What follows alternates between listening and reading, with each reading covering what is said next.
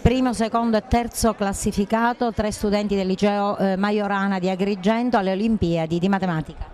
Sì, quest'anno abbiamo avuto questo prestigioso riconoscimento. I nostri alunni hanno partecipato alle Olimpiadi, alle 23esime Olimpiadi dei Giochi Linguistici e Matematici organizzata dalla Gioia Matesis in collaborazione con l'Università di Bari e con il Politecnico.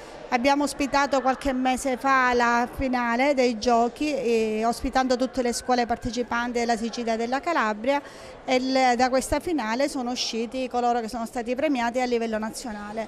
Un riconoscimento ambito da parte nostra perché abbiamo avuto il primo, il secondo e il terzo classificato su base nazionale. Che emozione vincere le Olimpiadi?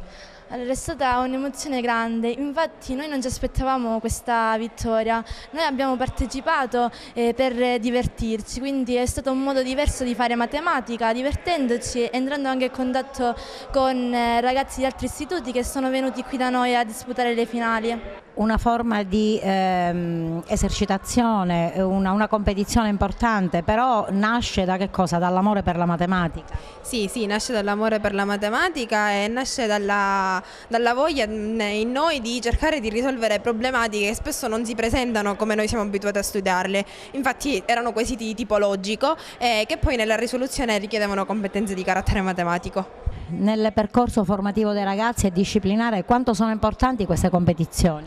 Sono importantissimi perché innanzitutto invogliano gli studenti a sviluppare questo talento che molti hanno innato e lo trascurano.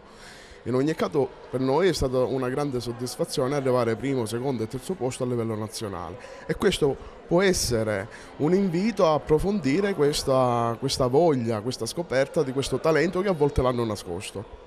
Sono talenti o sono ragazzi che sono ben guidati nel percorso scolastico? Beh, per arrivare ai primi posti nazionali sicuramente ci vuole talento. Pensiamo di averli guidati pure bene nel frattempo e questo è quello che cerchiamo di fare con tutti. La loro parte di talento è innegabile. Persone che hanno meno talento usciranno fuori preparati, ma ai primi posti a livello nazionale